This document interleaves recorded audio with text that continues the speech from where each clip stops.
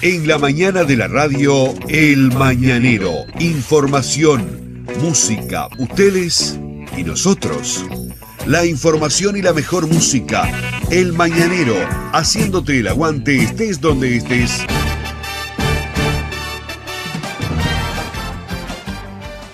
Buenos días, bienvenidos a una nueva mañana juntos aquí en FM Cadena del Sol 91.7, en FM Canal 98 del Supercable 8 Digital, para Uruguay y para el mundo en radios.com como Cadena del Sol. Si estás en el celu, TuneIn, buscas TuneIn, Cadena del Sol, y ahí en el aplicativo puedes escucharnos en vivo y en directo. No estamos solos en la mañana. Robert Santurio está con nosotros. Robert, buenos días. Buen día Pablo, buenos días para toda la audiencia y por supuesto esto de jornada para quienes, también para ti, para quienes están en nuestra escucha a esta hora en la mañana, mate por medio, y por supuesto allí está la radio, la compañía y el momento ideal para informarse bien tempranito en la mañana aquí en Cadena del Sol. Son muchos los titulares, Robert, que están circulando a esta hora, pero me gustaría arrancar con titulares de Rocha al Día. Bueno, Rocha al Día, que hoy tiene un titular que ha llamado la atención y va a llamar, creo que hoy el titular de Rocha al Día va a marcar la agenda en cuanto a lo que tiene que ver con la información, porque está relacionado con una observación que hace el Tribunal de Cuentas a la modificación presupuestal de la Intendencia de Rocha para el periodo comprendido entre el año 2019 y 2020. El Tribunal de Cuentas ya hizo su pronunciamiento respecto a este proyecto de modificación presupuestal del gobierno departamental y en diversos términos. Hay un dictamen ya pronto del tribunal, no sé si lo quieres compartir ahora o dejarlo para un poquito más adelante y seguir avanzando en otros títulos que también acaparan la atención. ¿Podemos darle un poquito de emoción a la cosa? ¿Vamos con algunos otros títulos? ¿Te parece bien? Me parece bien porque es realmente muy importante lo que ha observado el Tribunal de Cuentas, que va a sorprender a muchos. Pero sí, vamos a otros títulos. Rapidito te voy a decir este título a nivel nacional para que tú después le incorpores algo más si tienes por allí para avanzar también un poco en esta noticia, porque el gobierno mantiene la previsión del crecimiento de la economía, el 2.5%, antes de fin de año. Llegará al país una misión del Fondo Monetario Internacional para abordar la coyuntura en nuestro país. El gobierno mantiene esa previsión de crecimiento, como te decía, del 2,5%, según lo expresó en las últimas horas el ministro de Economía, Danilo Astori. Pero la previsión se mantiene pese a aquellas proyecciones más pesimistas de analistas privados y también del propio Fondo Monetario Internacional, como te lo decía, estarán llegando a partir de lo que es el mes de diciembre a nuestro país para abordar este tema en particular. Bueno, el fiscal Pacheco citará como indagado al diputado del MPP por presuntas irregularidades en el Fondes. También citará al director de INEFOP, Eduardo Pereira, por un préstamo de ese organismo a la cooperativa Envidrio.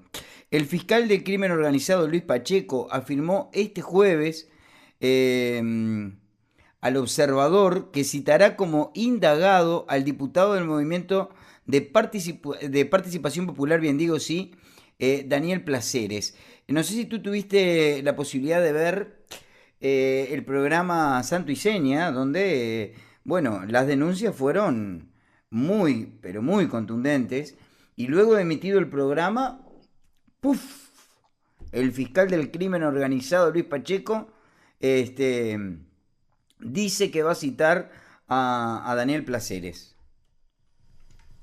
Sí, me miré parte del programa y justo cuando me comienzo a mirar el programa, entro en la parte en la cual el propio hijo de un dirigente de Envidrio, a mí me llamó la atención, Nicolás Rodríguez, el propio hijo de este dirigente, ofreció su testimonio al programa y contó con lujos y detalles las presiones de los jerarcas de la empresa para que continuaran trabajando mientras estaban de seguro de paro. Me llamó poderosamente la atención también cuando hablaron de ese trabajo en negro, denunciaron también que plata llegaba de Venezuela e ingresaba a nuestro país y que con eso se cubrían los salarios de estos trabajadores. Le pagaban a los que estaban en negro, según lo que decía el muchacho en el programa,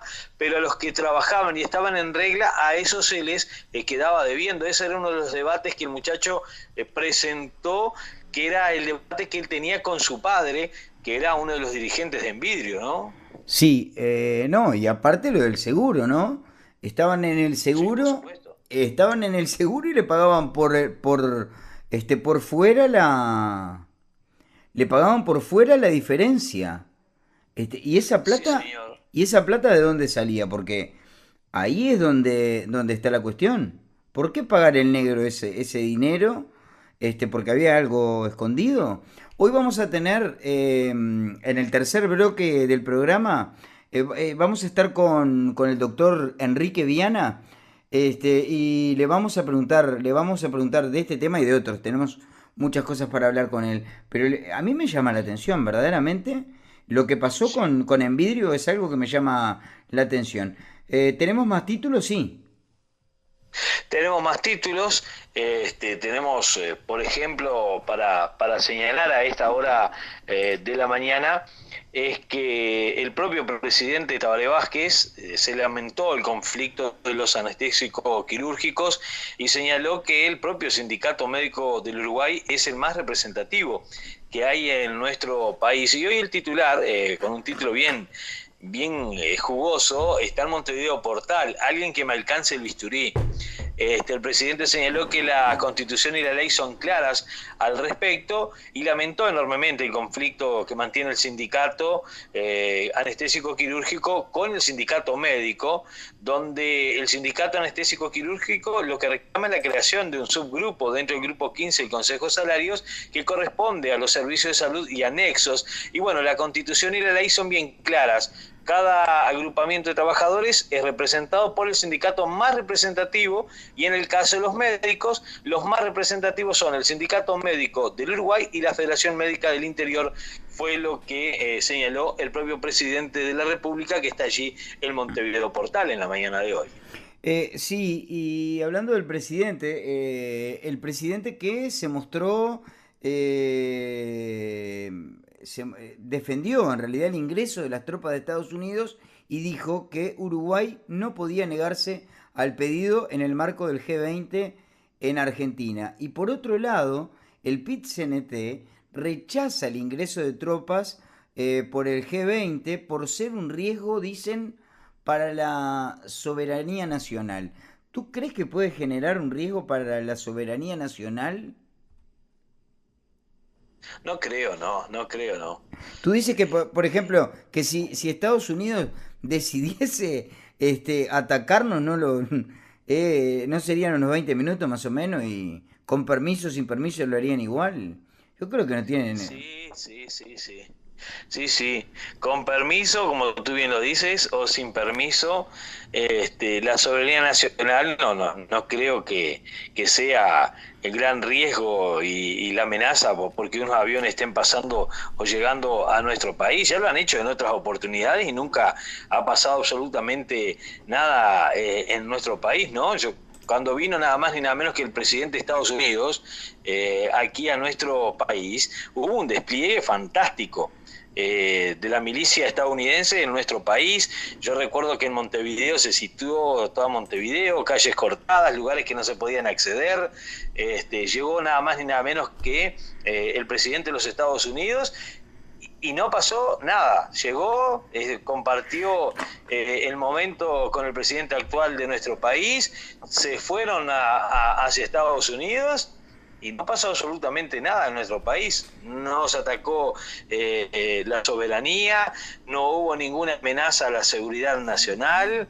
ningún factor que potenciara algún riesgo o amenaza que desencadenara en algo horrible en nuestro país sucedió. Ahora, no sé por qué saltar en este preciso momento de que puede haber un riesgo, una amenaza para la seguridad nacional, que lleguen acá estas tropas, ¿no?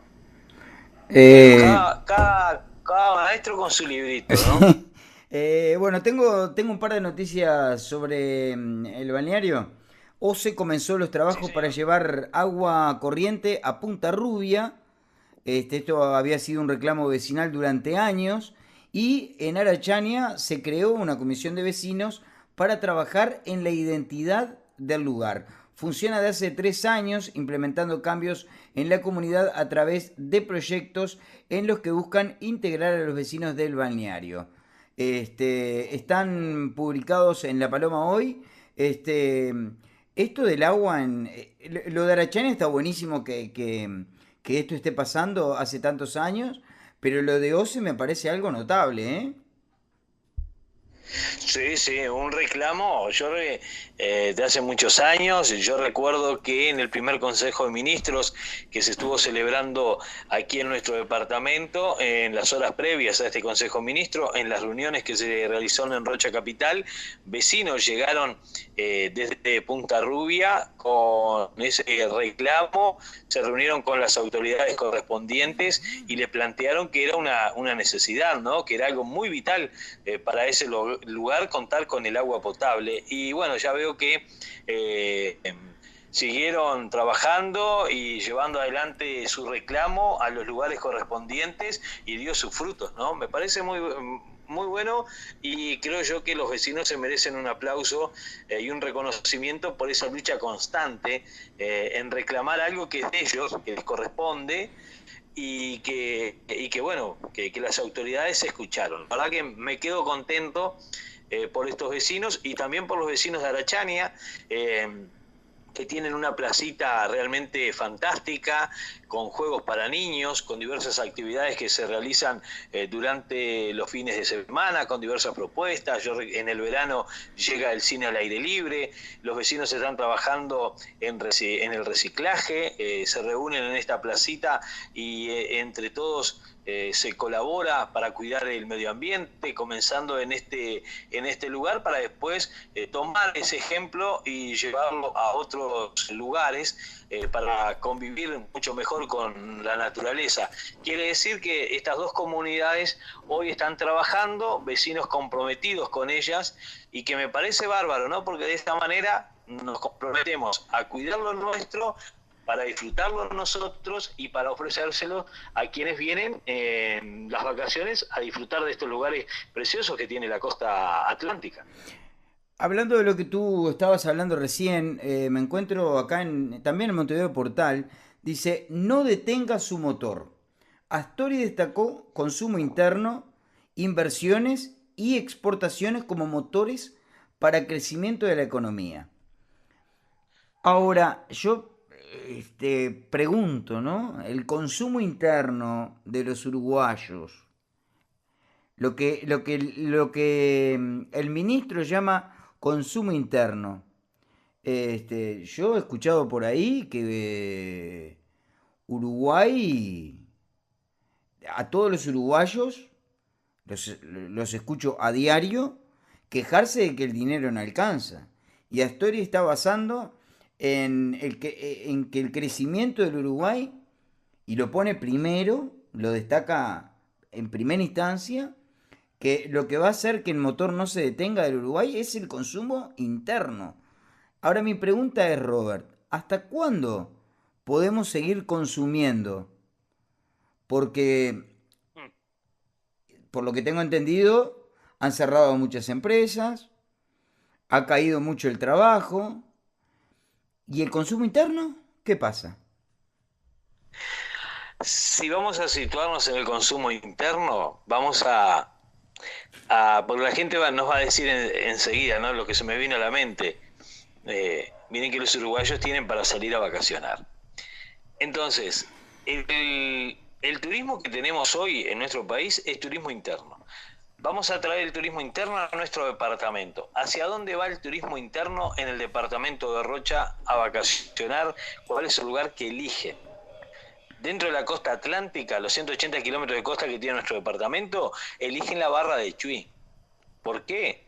Porque de esa manera pueden cruzar la frontera y adquirir los productos de necesidad, los productos básicos de la canasta básica, del lado brasileño, porque es mucho más económico acceder a esos productos de aquel lado y disfrutar de unas grandes vacaciones. Los fines de semana ha crecido notoriamente la presencia de uruguayos en nuestro departamento porque van al Chuy a un paseo de compras que lo hacen del otro lado. Un café que acá te vale 220 pesos, lo puedes encontrar del otro lado de la vereda, ¿verdad? Cruzas la calle y lo encuentras por 89 pesos. Una pasta dental que acá te vale el costo de unos 100 y algo de pesos, allá te encuentras que te puedes traer por esa cifra, te puedes traer 6 pastas dentales. O sea, el consumo interno en nuestro país, que yo sepa, no es el tal que nos quieran representar, como tú lo decías. Se cierran empresas, hay comercios chicos que tienen que cerrar. El presidente del Centro Comercial Industrial de Rocha, Martín Rodríguez, que habló horas atrás, hablaba sobre la informalidad, hablaba sobre la gran competencia que hay, la instalación de los free shop brasileños, esas loyas que se van a instalar, Sí, cómo nos va a estar afectando. si me permites, Robert, justamente, está Sí, bueno, sí. está bueno el rumbo que ha tomado la conversación porque una de las cosas que señalaba el presidente del centro comercial es eso, que, mira, las loyas, y le dio un buen palo también a los free shop, pero eso lo dejaremos para otra instancia. Un buen palo, y te voy a decir, con un argumento bastante contundente y bastante interesante, ¿no? Pero haciendo hincapié en las loyas, tú fíjate que, por ejemplo, si tú vas al Chuy, te compras un surtido y agarras mal sesteado a un aduanero, por ahí te quitan todo, porque es así. Ahora, Sí, señor. con las loyas, cada uruguayo va a poder gastar $300. Y Martín Rodríguez hacía esta cuenta, bueno, tú lo escuchaste. Cuatro personas en un auto, $300 cada una, $1.200. ¿Cuántas cosas puedes comprar, como tú lo decías, en una de estas loyas brasileras que se va a instalar con $1.200? Es un disparate. Ni hablemos. Ni Es un hablemos. disparate. Entonces, va en línea de lo que tú dices, que la gente prefiere barra de Chuy para estar cerca de Chuy. Imagínate entonces en qué queda ese consumo interno del que está hablando el ministro de Economía, ¿no? Exactamente, exactamente. Bueno, pero ellos tendrán sus razones y sus motivos para decirnos de que ha crecido el consumo interno y en algo se basarán, ¿no? Ellos tendrán alguna calculadora que les da un gran cálculo, que les hace esas grandes estimaciones para poder después decir de que ha crecido nuestro consumo interno. Pero Bien. cosas que pasan, estimado. Robert, te invito a escuchar un poquito de música. Cuando volvamos de la música, enseguidita, entramos con el titular más importante de la mañana, que es el que ha presentado Rocha al Día en esta jornada de 9 de noviembre. Música, ya volvemos. Buena música la que estábamos compartiendo. Robert, vamos con el titular de Rocha al Día.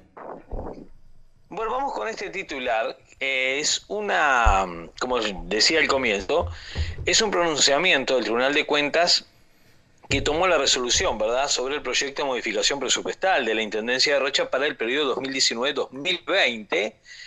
En los términos del dictamen que se adjunta, se observa el referido documento. O sea, una vez más el Tribunal de Cuentas observa el presupuesto de la Intendencia de Rocha.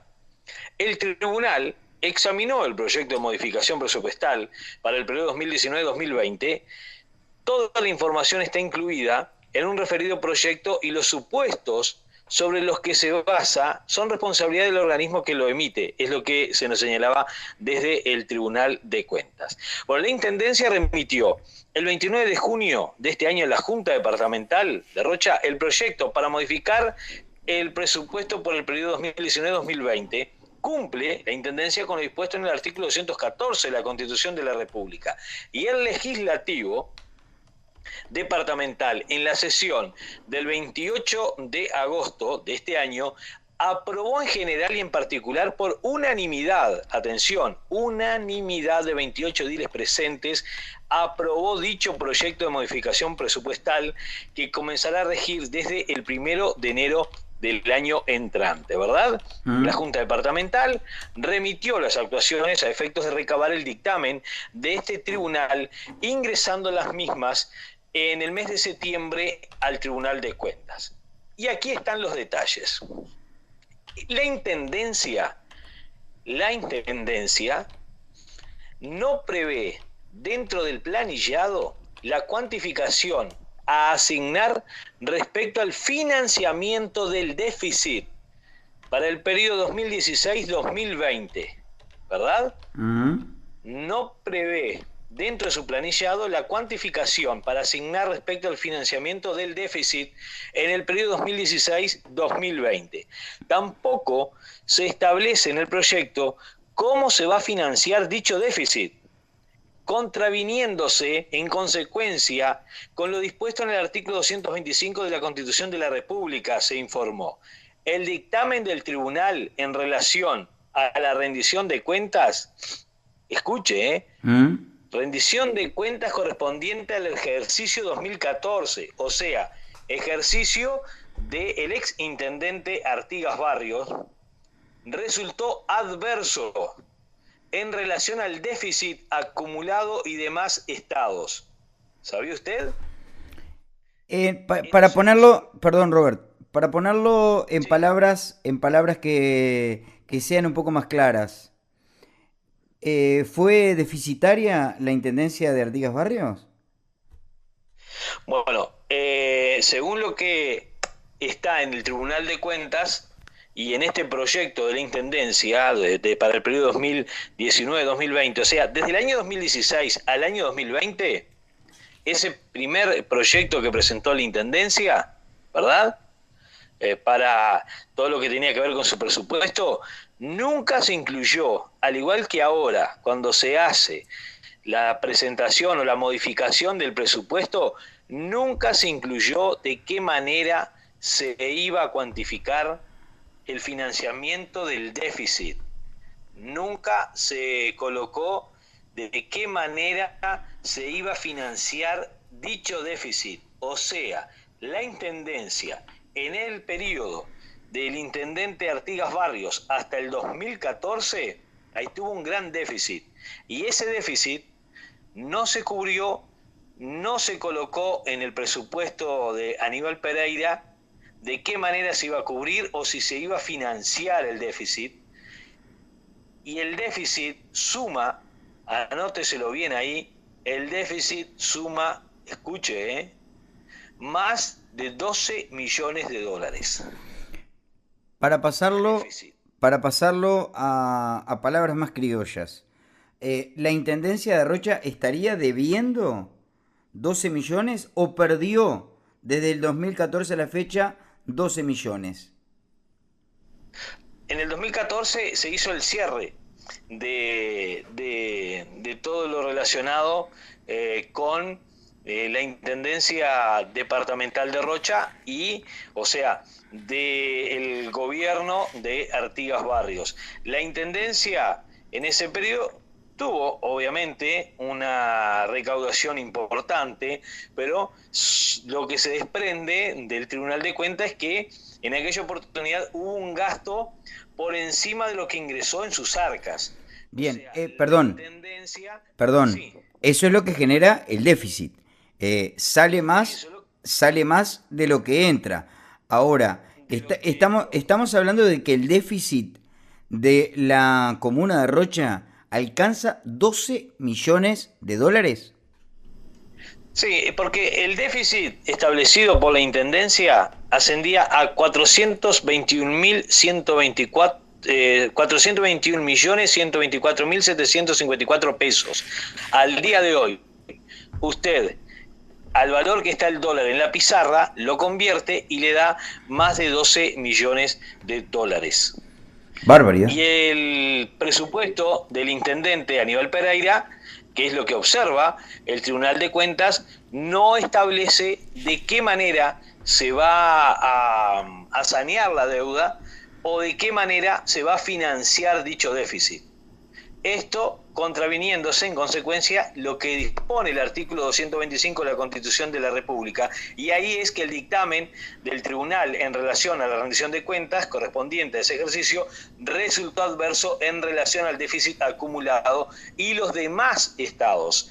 Y el referido déficit, como te decía, asciende a ese monto que, si usted lo transfiere, lo convierte a dólares, le da más de 12 millones de dólares.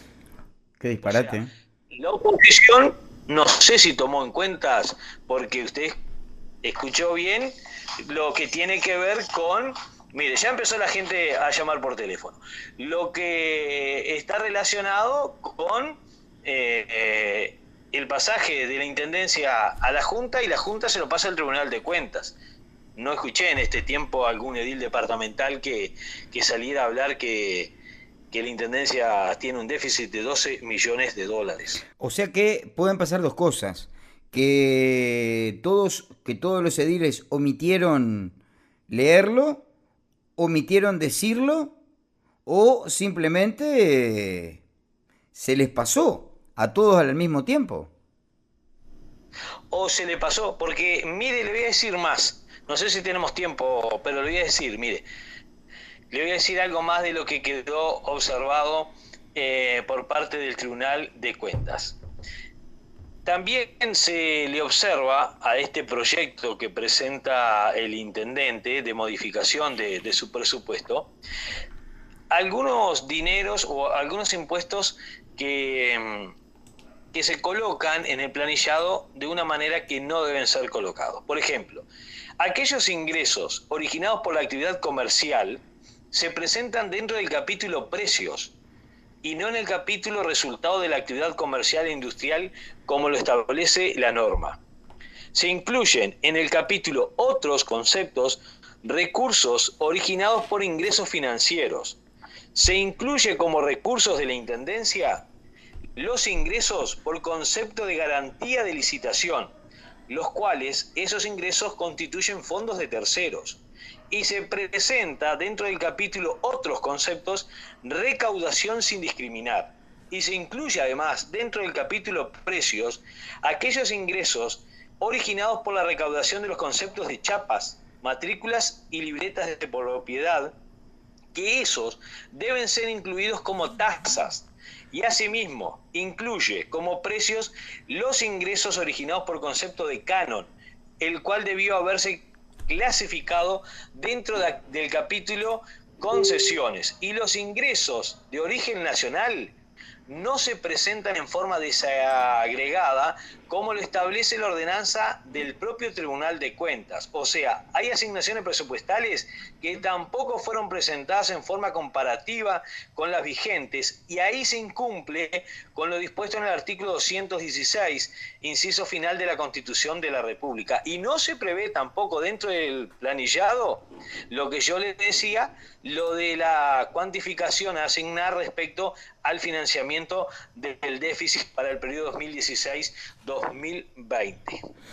Bien, bueno, yo creo que más que jugoso el programa de hoy.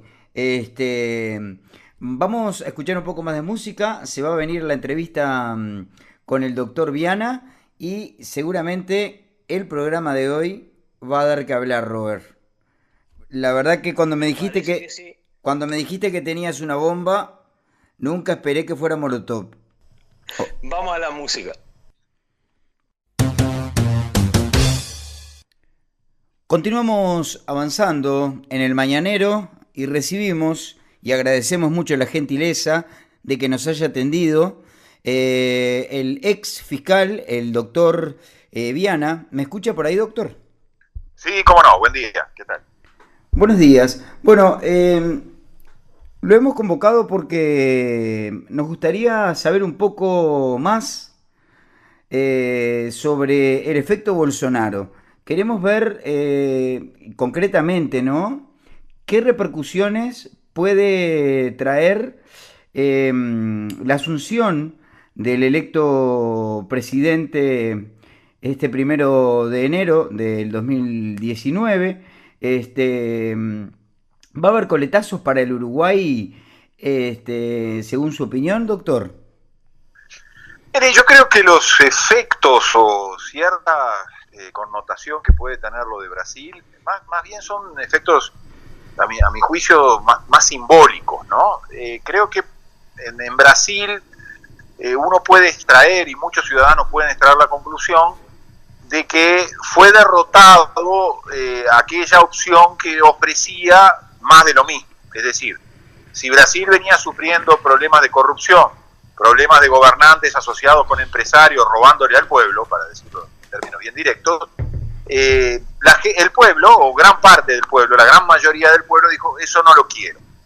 De alguna manera hubo una suerte de espaldarazo moral. La gente no aceptó tener ladrones en el gobierno y votó contra esos ladrones en el gobierno. No quiere más ladrones en el gobierno. Si la opción alternativa era la mejor o es la mejor, bueno, eso no lo sabremos hasta tanto individuo, que para nosotros es absolutamente desconocido, asuma las primeras medidas del gobierno. Pero creo que el primer efecto es un poco de advertencia, ¿no? Los pueblos todavía conservan bases morales importantes por las cuales no aceptan que los ladrones sean gobernantes, o que los gobernantes sean ladrones, y lo quería decir al revés. Entonces, creo que eso es un signo muy importante, porque le dice a los uruguayos, no hay que votar por ladrones, hay que votar por la gente más honesta. Quizás el espectro esté muy limitado y quizás las alternativas en el Uruguay no sean muy claras, ¿no? En ese sentido. Pero creo que están mandando un mensaje a toda América Latina de que quienes se enriquecen en el poder a costilla de los dineros públicos no merecen volver a ser gobernantes. Y ese es un mensaje muy importante. Yo creo que para el Uruguay el mensaje más importante. Y lo otro, las connotaciones que tendrán con respecto al Mercosur, si a Uruguay le favorece o no le favorece. Bueno, Brasil es un mercado muy importante para el Uruguay, eso lo sabemos todos. Creo que esos van a ser detalles de segundo orden. Para mí lo más importante es el mensaje. La gran mayoría de la población en el Brasil, y cuento también aquellos que votaron en blanco, que fueron muchos, mandaron un mensaje diciendo las grandes mayorías quieren gobernantes honestos. Bien, concretamente en el tema del Lavallato, y queremos ahí detenernos un poquito, había rumores o había hipótesis que señalaban concretamente, bueno, a OAS como vinculada al Uruguay. OAS, por lo que tengo entendido, es una empresa brasileña. Usted me corrige si yo estoy equivocado. Sí, hasta donde entiendo lo mismo, sí, correcto. Bien, y aparentemente una de las medidas, porque tengamos en cuenta también que Moro va a estar a cargo de la justicia en Brasil. Sí, correcto. Entonces yo interpreto de que, por ejemplo, lo de OAS es algo que puede llegar a desbordar para este lado, ¿no? No sé si usted tiene mucha información al respecto de lo de OAS y de todo este tema del Lavallato, eso lo tengo claro. Sí, correcto. No sé si usted nos puede poner un poco en ambiente en las cosas que podrían pasar ante un eventual... Sí, dígame. Correcto. Varias cosas en lo que usted dice. Es cierto que uno de los jueces más importantes, un juez federal brasileño, acaba de aceptar una propuesta para pasar a ser una suerte de ministro de justicia, por lo que he entendido. No sé eso, la realidad brasileña es muy compleja, qué significa, ¿no? Si eso realmente significa un cambio de rumbo, qué potestades tiene el Ministerio de Justicia, que supongo que tenga influencia sobre todo sobre la parte de fiscales, quiero entender por lo que poco que conozco de la realidad brasileña. Eso por un lado. No sé a dónde va a llevar eso al Brasil. Bueno recordar que Moro era un juez de instrucción y en el Uruguay matamos a los jueces de instrucción, los hicimos desaparecer. O sea que el fenómeno de Moro en el Uruguay no lo vamos a ver, primera gran cosa, ¿no? En el Uruguay no existen más los jueces de instrucción. Con el nuevo Código del Proceso Penal los eliminamos. Es profeso, los eliminamos, los repudiamos, podríamos decir, porque muchos hablaron mal de los jueces de instrucción. Claro, los jueces de instrucción por lo general son jueces más independientes y son los jueces que pueden investigar a la corrupción, porque si en la corrupción participan los gobiernos y si los gobiernos dominan la justicia, nadie se investiga a sí mismo. Los jueces de instrucción eran justamente aquellos jueces que tenían la posibilidad, de, entre otras cosas, de investigar al otro poder del Estado, que es el Poder Ejecutivo. Si nosotros entregamos toda la justicia a la Fiscalía General y depende del gobierno, nadie se investiga a sí mismo. Eso por un lado. Con respecto a OAS, los vínculos con el Uruguay estaban principalmente atados al tema de la regasificadora y a Odebrecht. No ha habido hasta ahora una investigación, por más que ha habido algunos escarceos de algunas investigaciones muy superficiales, para investigar a fondo ese tipo de vínculos, ¿no? Entre OAS, la regasificadora, Odebrecht, gobernantes brasileños y gobernantes uruguayos. No se quiere investigar eso y yo realmente no creo que, por más que en Brasil nos manden en grandes expedientes indicados qué responsabilidades pueda haber aquí en el Uruguay, yo no veo que en el Uruguay haya interés por investigar la corrupción. En el Uruguay no existe interés en investigar la corrupción. Se creó un sistema de Fiscalía General que tiene muy bien atada la vaca, como se dice. Entonces yo no veo consecuencias en el Uruguay ni por este tema OAS ni por otros temas más importantes. Yo creo que el Uruguay tiene situaciones como las que ocurrieron con ANCAP, por ejemplo, situaciones como las vinculadas a otros negociados y a otras conductas ilícitas que rompen los ojos, y sin embargo uno no ve interés de que esas cosas se investiguen, ¿no? Y se ha creado un organismo que es una especie de embudo, ¿no? Y si ese organismo no decide no investigar, jamás los jueces jamás van a llegar a la justicia y por lo tanto se mantendrán en la impunidad. En el Uruguay reina la impunidad en materia de corrupción. No es lo que ocurre en Argentina y en Brasil, más allá de las discrepancias que uno pueda tener, más allá de las opiniones que se puedan tener. En Argentina y en Brasil se están investigando los casos de corrupción, en el Uruguay no.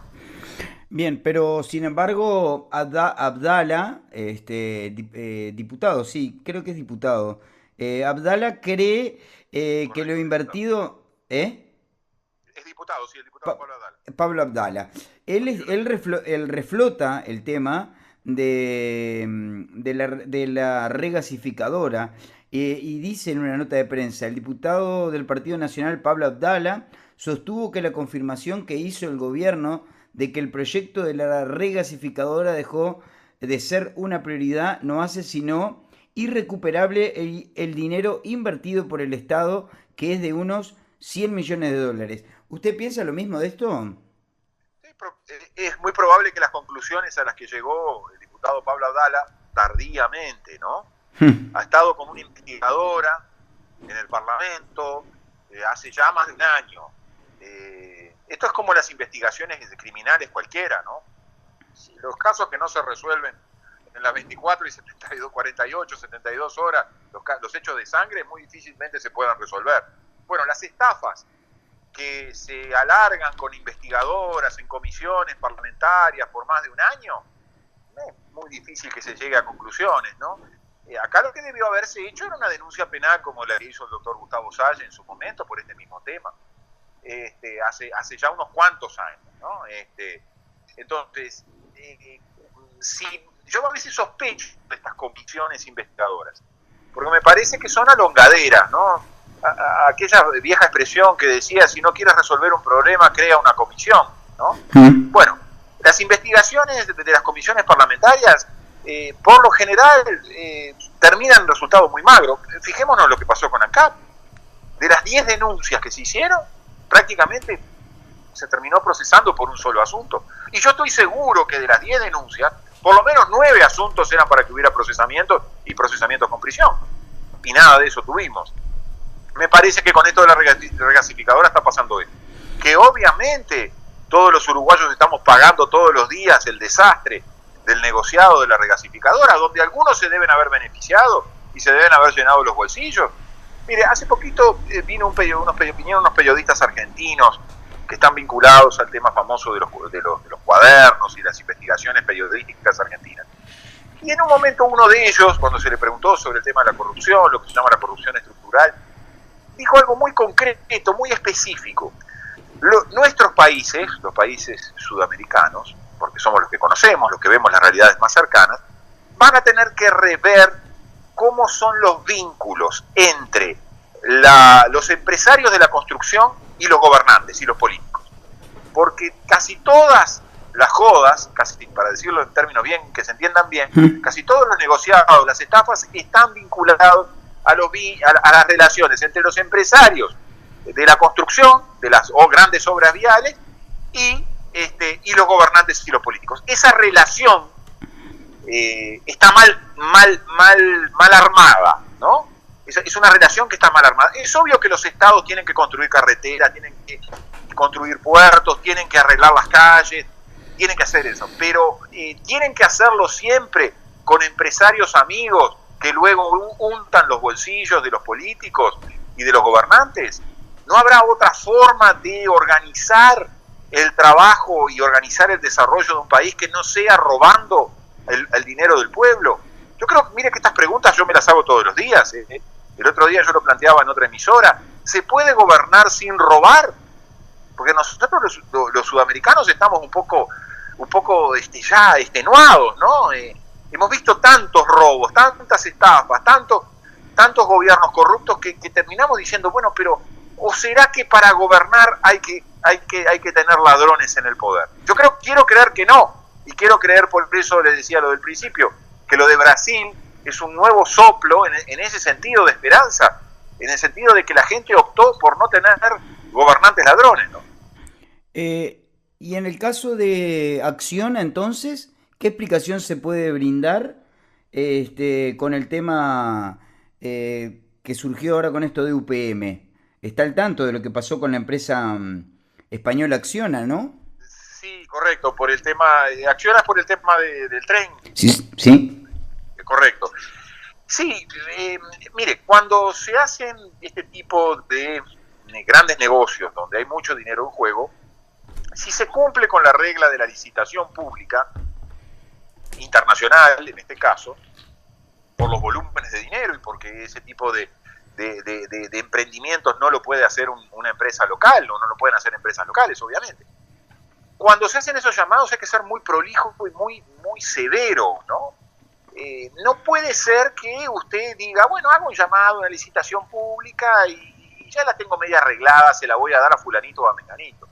Porque los tigres son muy grandes. Todas estas grandes empresas están acostumbradas a presentarse habitualmente en licitaciones a lo largo del mundo. Entonces, quizás engañar a los uruguayos haciendo licitaciones truchas sea fácil, pero engañar a otras empresas que ya están acostumbrados a licitar, que se conocen entre sí, que saben que son todas aves de rapiña y que están buscando desesperadamente estos grandes negocios, no sea tan fácil. No estamos entre angelitos ahí, como quien dice. Entonces, yo creo que en todas estas cosas ha habido mucha improvisación, ¿no? El famoso tren para UPM, en primer lugar, es endeudar a los uruguayos, a nuestros nietos y a nuestros bisnietos, para favorecer los intereses de una empresa privada. Ya el tema del tren de UPM nace mal, nace con muy feo olor, por decirlo de alguna manera, ¿no? ¿Por qué yo voy a tener que endeudar a 3 o 4 generaciones por delante mío para hacerle un tren a una empresa privada con la cual firmé un contrato secreto en Finlandia? Que no sé ni lo que dice, o mejor dicho, supe después lo que dijo, pero primero se negoció en secreto, luego se firmó el precontrato y ahora se volvió al secreto porque en algún momento se va a firmar el contrato definitivo. ¿Es legítimo que nuestros gobernantes, que son funcionarios públicos, nos escondan la madeja?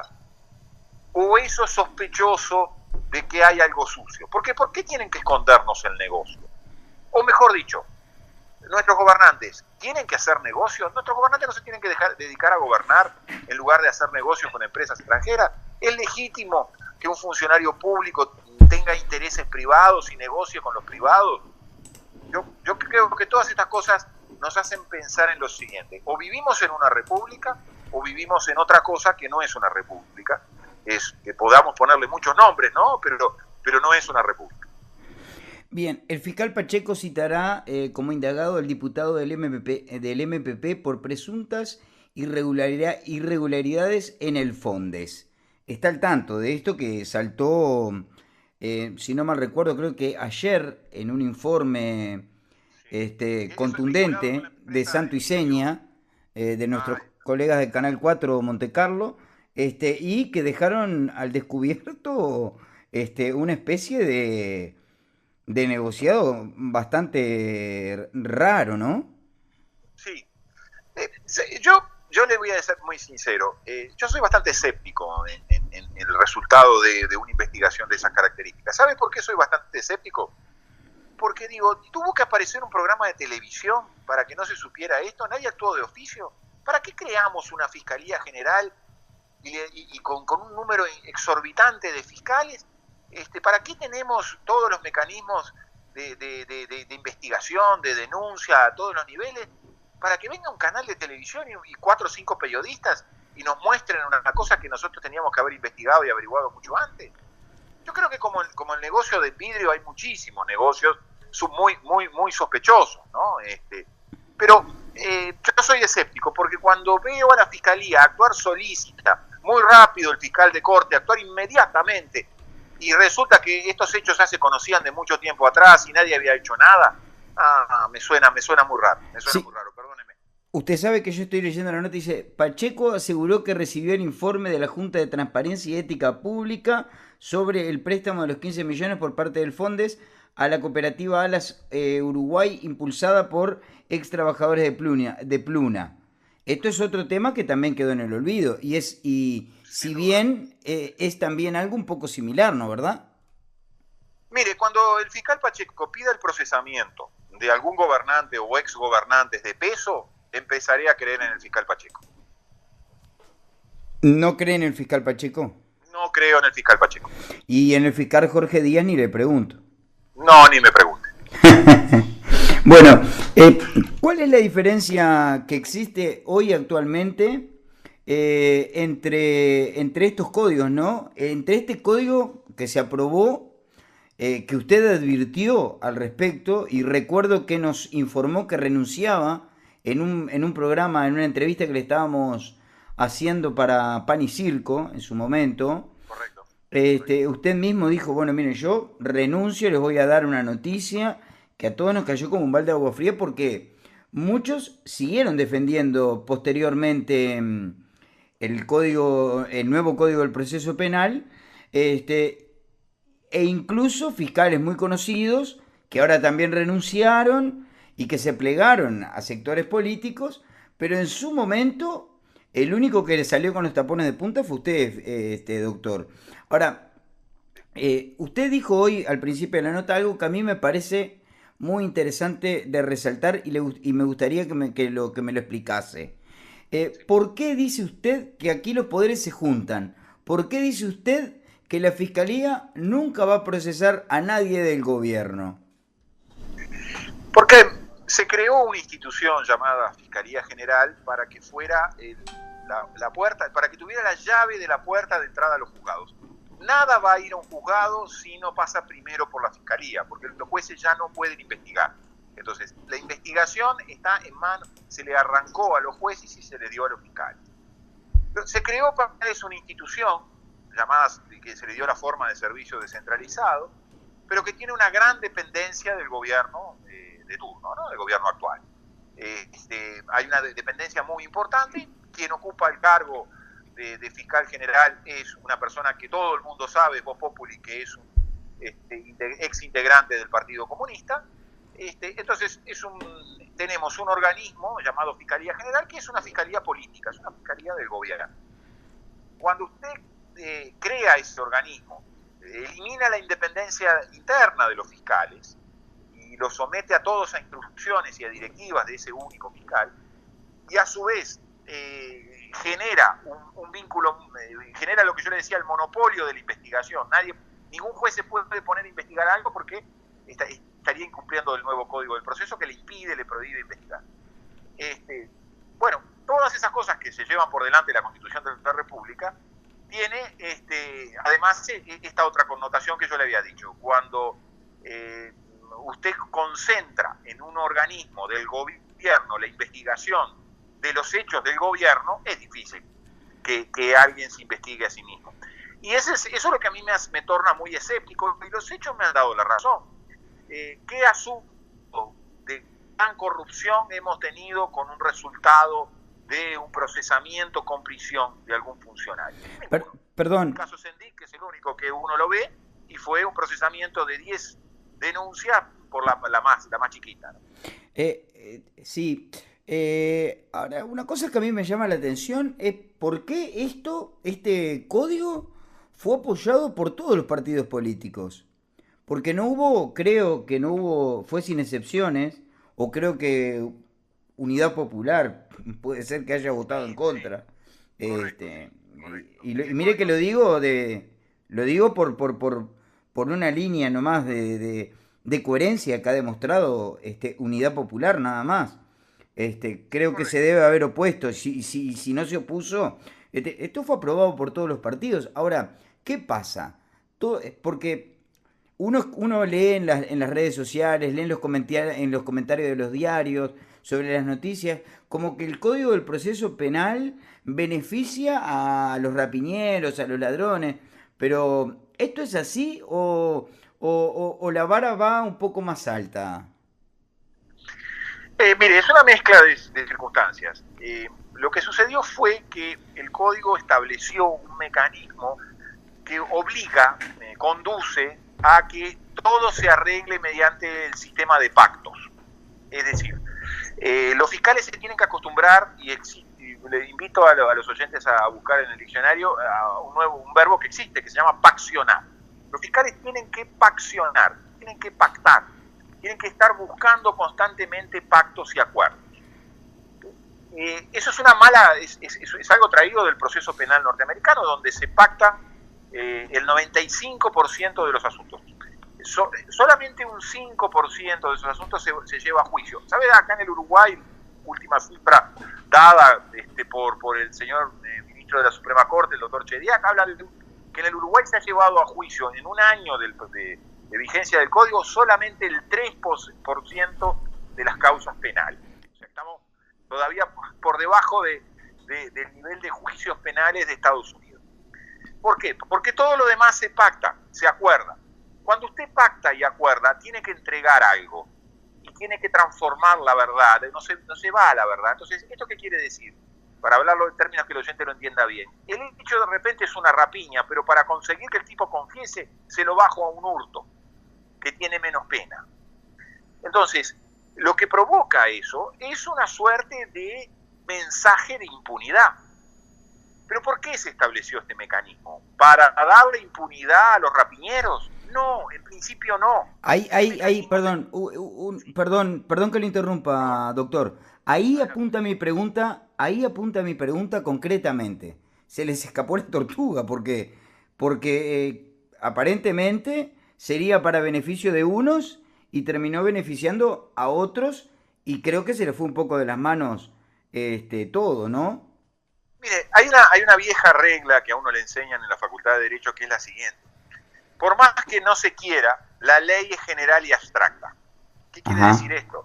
Que la ley se aplica a todos más o menos en forma general, porque por el principio de igualdad ante la ley, ¿no? Cuando usted da impunidad a los de arriba, indefectiblemente, como la ley tiene que ser más o menos pareja, a veces no lo es, usted termina dando impunidad a los delincuentes de abajo.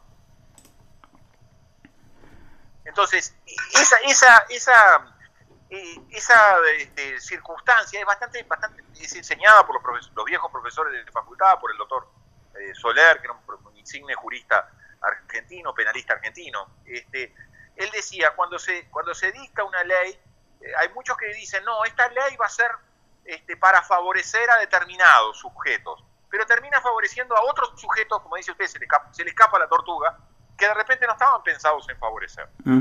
Hicimos, para decírselo en términos bien criollos y bien directos, se quiso favorecer a la corrupción, pero por consecuencia también se favorecieron otro tipo de delitos.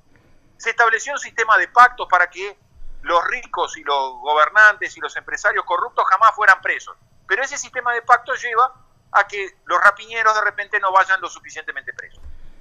Bien. Bueno, doctor, pasó el tiempo volando, ya tenemos 20 minutos de 26 minutos de entrevista, y la verdad que tenemos muy poco tiempo porque por ahora solo tenemos una hora. Quiero agradecerle muchísimo y lo vamos a convocar más seguido. Si a usted no le molesta levantarse a tomar unos mates con nosotros temprano, lo vamos a invitar en algunas otras oportunidades. Perfecto, ningún problema. La que se encarga de hacer el mate acá es mi señora, no hay problema. Bueno, gracias, doctor. Que tenga un buen día. Buen día, que pase muy bien. Continuamos avanzando en el Mañanero y recibimos y agradecemos mucho la gentileza de que nos haya atendido el ex fiscal, el doctor Viana. ¿Me escucha por ahí, doctor? Sí, cómo no, buen día, ¿qué tal? Buenos días. Bueno, lo hemos convocado porque nos gustaría saber un poco más sobre el efecto Bolsonaro. Queremos ver concretamente, ¿no?, qué repercusiones puede traer la asunción del electo presidente 1 de enero del 2019. ¿Va a haber coletazos para el Uruguay, según su opinión, doctor? Mire, yo creo que los efectos o cierta connotación que puede tener lo de Brasil, más bien son efectos, a mi juicio, más simbólicos, ¿no? Creo que en Brasil uno puede extraer, y muchos ciudadanos pueden extraer la conclusión, de que fue derrotado aquella opción que ofrecía más de lo mismo. Es decir, si Brasil venía sufriendo problemas de corrupción, problemas de gobernantes asociados con empresarios robándole al pueblo, para decirlo en términos bien directos, el pueblo, o gran parte del pueblo, la gran mayoría del pueblo dijo, eso no lo quiero. De alguna manera hubo una suerte de espaldarazo moral. La gente no aceptó tener ladrones en el gobierno y votó contra esos ladrones en el gobierno. No quiere más ladrones en el gobierno. Si la opción alternativa era la mejor o es la mejor, bueno, eso no lo sabremos hasta tanto individuo, que para nosotros es absolutamente desconocido, asuma las primeras medidas del gobierno. Pero creo que el primer efecto es un poco de advertencia, ¿no? Los pueblos todavía conservan bases morales importantes por las cuales no aceptan que los ladrones sean gobernantes, o que los gobernantes sean ladrones, quiero decir al revés. Entonces, creo que eso es un signo muy importante, porque le dice a los uruguayos, no hay que votar por ladrones, hay que votar por la gente más honesta. Quizás el espectro esté muy limitado y quizás las alternativas en el Uruguay no sean muy claras, ¿no? En ese sentido. Pero creo que están mandando un mensaje a toda América Latina de que quienes se enriquecen en el poder a costilla de los dineros públicos no merecen volver a ser gobernantes. Y ese es un mensaje muy importante. Yo creo que para el Uruguay es el mensaje más importante. Y lo otro, las connotaciones que tendrán con respecto al Mercosur, si a Uruguay le favorece o no le favorece. Bueno, Brasil es un mercado muy importante para el Uruguay, eso lo sabemos todos. Creo que esos van a ser detalles de segundo orden. Para mí lo más importante es el mensaje. La gran mayoría de la población de Brasil, y cuento también aquellos que votaron en blanco, que fueron muchos, mandaron un mensaje diciendo las grandes mayorías quieren gobernantes honestos. Bien, concretamente en el tema del Lavallato, y queremos ahí detenernos un poquito, había rumores o había hipótesis que señalaban concretamente, bueno, a OAS como vinculada al Uruguay. OAS, por lo que tengo entendido, es una empresa brasileña. Usted me corrige si yo estoy equivocado. Sí, acá donde entiendo lo mismo, sí, correcto. Bien, y aparentemente una de las medidas, porque tengamos en cuenta también que Moro va a estar a cargo de la justicia en Brasil. Sí, correcto.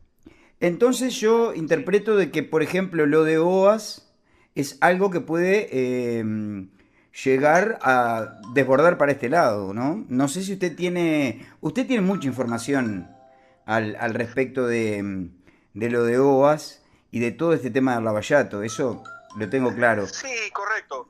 No sé si usted nos puede poner un poco en ambiente en las cosas que podrían pasar ante un eventual...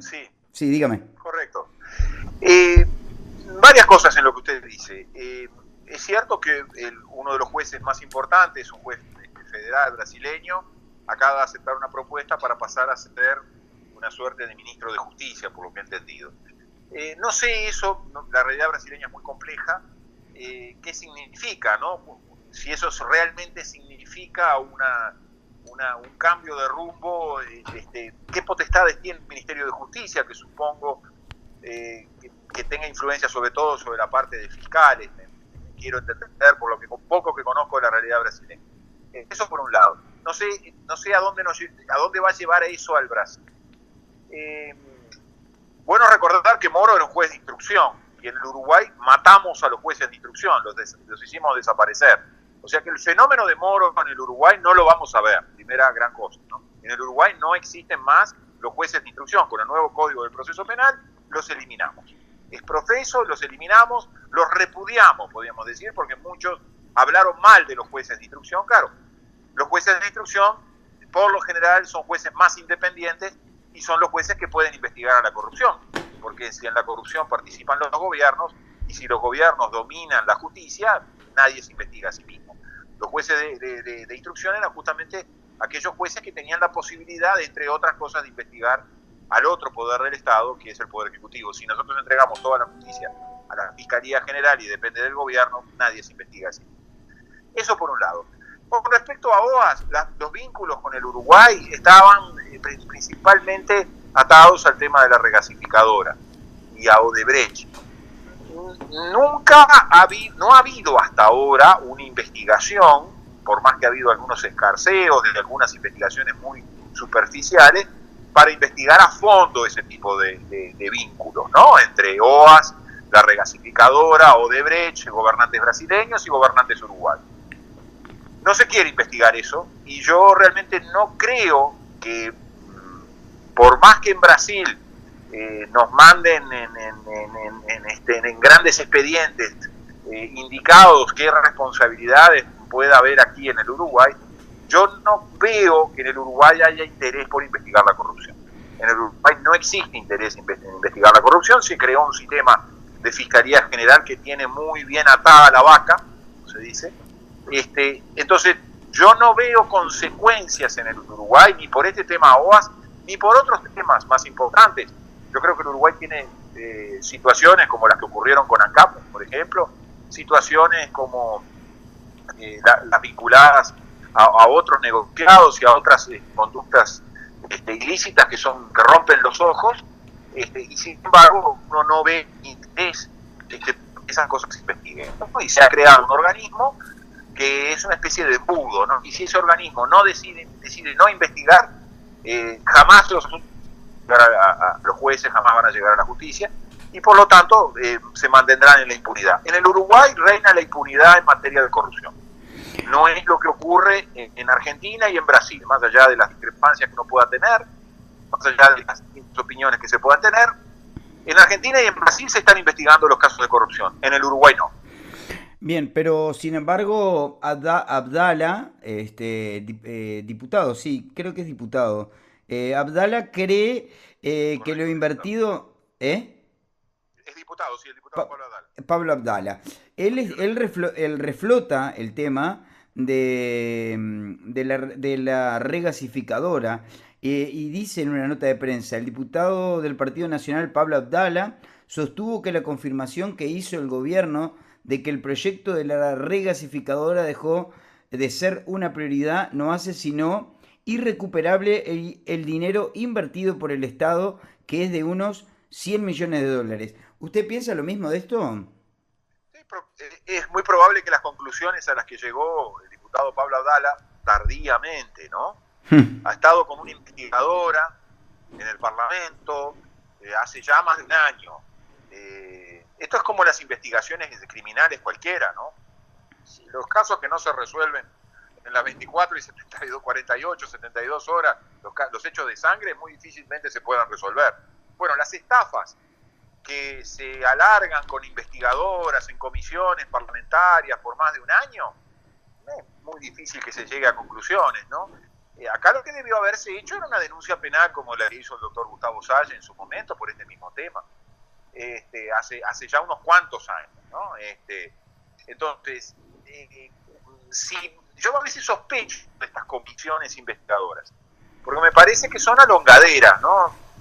Aquella vieja expresión que decía, si no quieres resolver un problema, crea una comisión, ¿no? Bueno, las investigaciones de las comisiones parlamentarias, por lo general, terminan en resultados muy magros. Fijémonos lo que pasó con ANCAP. De las 10 denuncias que se hicieron, prácticamente se terminó procesando por un solo asunto. Y yo estoy seguro que de las 10 denuncias, por lo menos 9 asuntos eran para que hubiera procesamiento y procesamiento con prisión.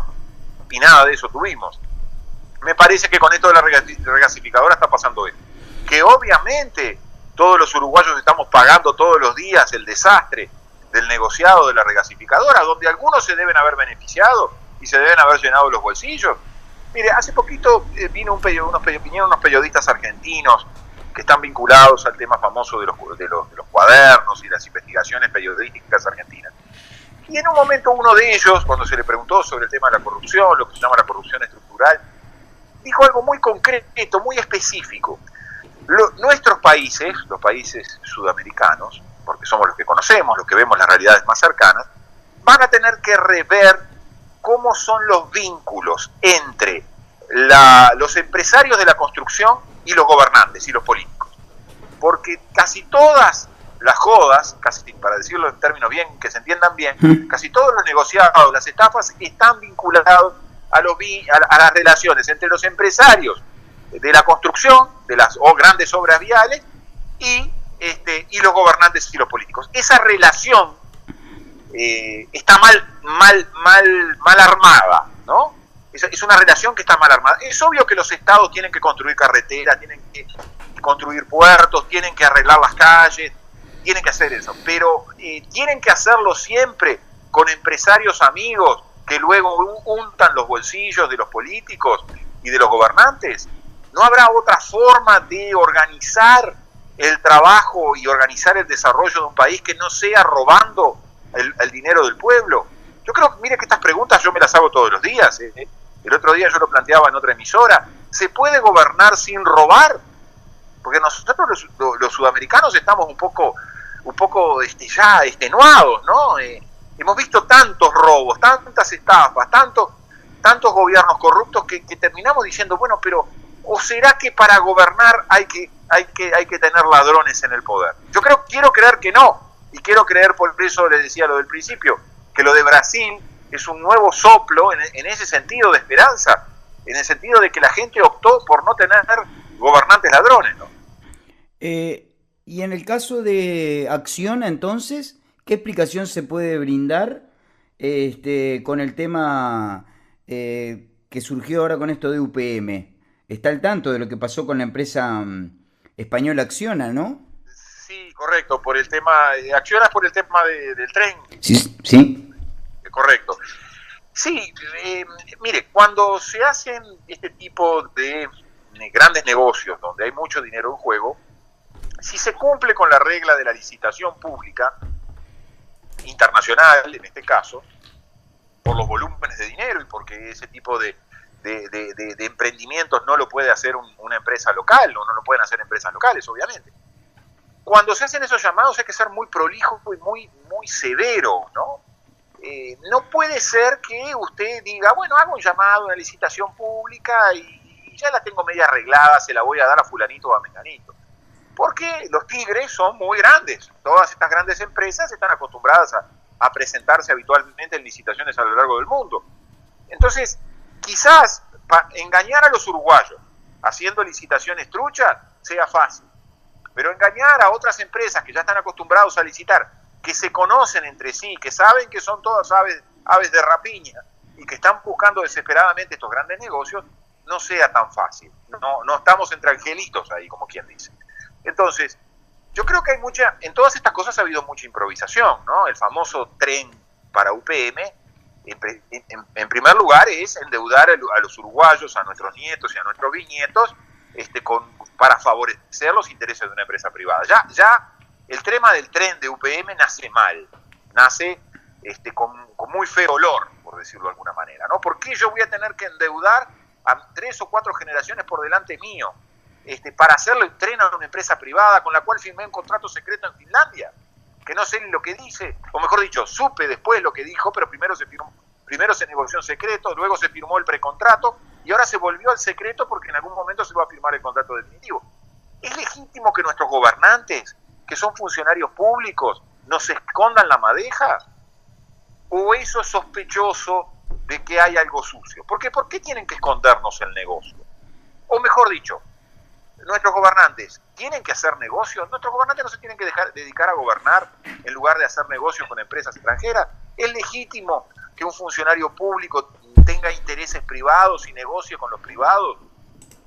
Yo creo que todas estas cosas nos hacen pensar en lo siguiente: o vivimos en una república o vivimos en otra cosa que no es una república. Es que podamos ponerle muchos nombres, ¿no? Pero no es una república. Bien, el fiscal Pacheco citará como indagado al diputado del MPP por presuntas irregularidades en el Fondes.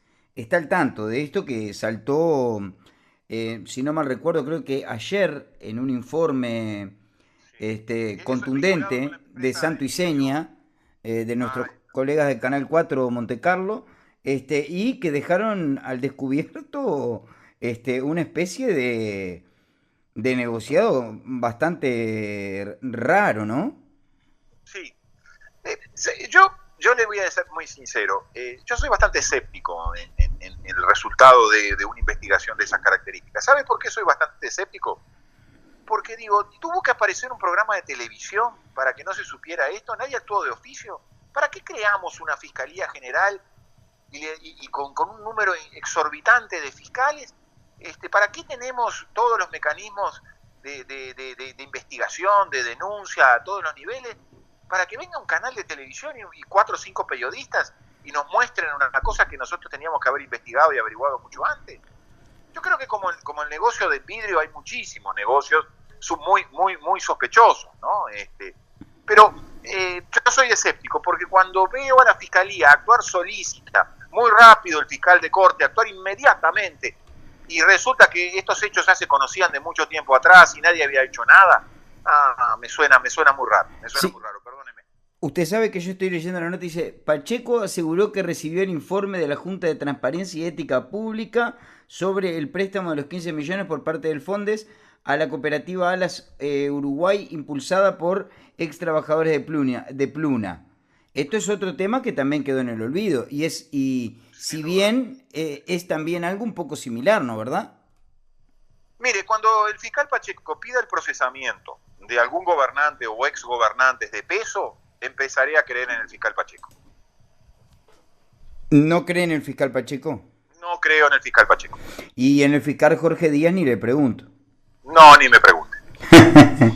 Bueno, ¿cuál es la diferencia que existe hoy actualmente entre estos códigos, ¿no? Entre este código que se aprobó que usted advirtió al respecto, y recuerdo que nos informó que renunciaba en un programa, en una entrevista que le estábamos haciendo para Pan y Circo en su momento. Correcto. Usted mismo dijo, bueno, miren, yo renuncio, les voy a dar una noticia que a todos nos cayó como un balde de agua fría, porque muchos siguieron defendiendo posteriormente el nuevo código del proceso penal, e incluso fiscales muy conocidos que ahora también renunciaron y que se plegaron a sectores políticos, pero en su momento el único que le salió con los tapones de punta fue usted, doctor. Ahora, usted dijo hoy al principio de la nota algo que a mí me parece muy interesante de resaltar, y me gustaría que me lo explicase. ¿Por qué dice usted que aquí los poderes se juntan? ¿Por qué dice usted que la Fiscalía nunca va a procesar a nadie del gobierno? Porque se creó una institución llamada Fiscalía General para que fuera la puerta, para que tuviera la llave de la puerta de entrada a los juzgados. Nada va a ir a un juzgado si no pasa primero por la Fiscalía, porque los jueces ya no pueden investigar. Entonces, la investigación está en manos, se le arrancó a los jueces y se le dio a los fiscales. Se creó para eso una institución llamada, que se le dio la forma de servicio descentralizado, pero que tiene una gran dependencia del gobierno de turno, ¿no? Del gobierno actual. Hay una dependencia muy importante. Quien ocupa el cargo de fiscal general es una persona que todo el mundo sabe, Vox Populi, que es un ex integrante del Partido Comunista. Entonces tenemos un organismo llamado Fiscalía General, que es una fiscalía política, es una fiscalía del gobierno. Cuando usted crea ese organismo, elimina la independencia interna de los fiscales y los somete a todos a instrucciones y a directivas de ese único fiscal, y a su vez genera un vínculo, genera lo que yo le decía, el monopolio de la investigación. Ningún juez se puede poner a investigar algo porque estaría incumpliendo el nuevo Código del Proceso, que le impide, le prohíbe investigar. Bueno, todas esas cosas que se llevan por delante la Constitución de la República tiene además esta otra connotación que yo le había dicho. Cuando usted concentra en un organismo del gobierno la investigación de los hechos del gobierno, es difícil que alguien se investigue a sí mismo. Y eso es lo que a mí me torna muy escéptico, y los hechos me han dado la razón. ¿Qué asunto de gran corrupción hemos tenido con un resultado de un procesamiento con prisión de algún funcionario? Perdón. El caso Sendik, que es el único que uno lo ve, y fue un procesamiento de 10 denuncias por la más chiquita, ¿no? Sí. Ahora, una cosa que a mí me llama la atención es por qué este código fue apoyado por todos los partidos políticos. Porque creo que no hubo, fue sin excepciones, o creo que Unidad Popular puede ser que haya votado en contra. Correcto. Y mire que lo digo por una línea nomás de coherencia que ha demostrado Unidad Popular, nada más. Creo que se debe haber opuesto. Si no se opuso, esto fue aprobado por todos los partidos. Ahora, ¿qué pasa? Porque uno lee en las redes sociales, lee en los comentarios de los diarios sobre las noticias, como que el Código del Proceso Penal beneficia a los rapiñeros, a los ladrones. Pero, ¿esto es así o la vara va un poco más alta? Mire, es una mezcla de circunstancias. Lo que sucedió fue que el código estableció un mecanismo que obliga, conduce a que todo se arregle mediante el sistema de pactos. Es decir, los fiscales se tienen que acostumbrar, y le invito a los oyentes a buscar en el diccionario un verbo que existe, que se llama paccionar. Los fiscales tienen que paccionar, tienen que pactar, tienen que estar buscando constantemente pactos y acuerdos. Eso es algo traído del proceso penal norteamericano, donde se pactan el 95% de los asuntos. Solamente un 5% de esos asuntos se lleva a juicio. ¿Sabe? Acá en el Uruguay, última cifra dada por el señor ministro de la Suprema Corte, el doctor Chediak, habla de que en el Uruguay se ha llevado a juicio en un año del de vigencia del código solamente el 3% de las causas penales. O sea, estamos todavía por debajo del nivel de juicios penales de Estados Unidos. ¿Por qué? Porque todo lo demás se pacta, se acuerda. Cuando usted pacta y acuerda, tiene que entregar algo y tiene que transformar la verdad, no se va a la verdad. Entonces, ¿esto qué quiere decir? Para hablarlo en términos que el oyente lo entienda bien. El hecho de repente es una rapiña, pero para conseguir que el tipo confiese, se lo bajo a un hurto, que tiene menos pena. Entonces, lo que provoca eso es una suerte de mensaje de impunidad. ¿Pero por qué se estableció este mecanismo? ¿Para darle impunidad a los rapiñeros? No, en principio no. Perdón que lo interrumpa, doctor. Ahí apunta mi pregunta concretamente. Se les escapó la tortuga porque aparentemente sería para beneficio de unos y terminó beneficiando a otros, y creo que se le fue un poco de las manos todo, ¿no? Mire, hay una vieja regla que a uno le enseñan en la Facultad de Derecho, que es la siguiente. Por más que no se quiera, la ley es general y abstracta. ¿Qué quiere decir esto? Que la ley se aplica a todos más o menos en forma general, porque por el principio de igualdad ante la ley, ¿no? Cuando usted da impunidad a los de arriba, indefectiblemente, como la ley tiene que ser más o menos pareja, a veces no lo es, usted termina dando impunidad a los delincuentes de abajo.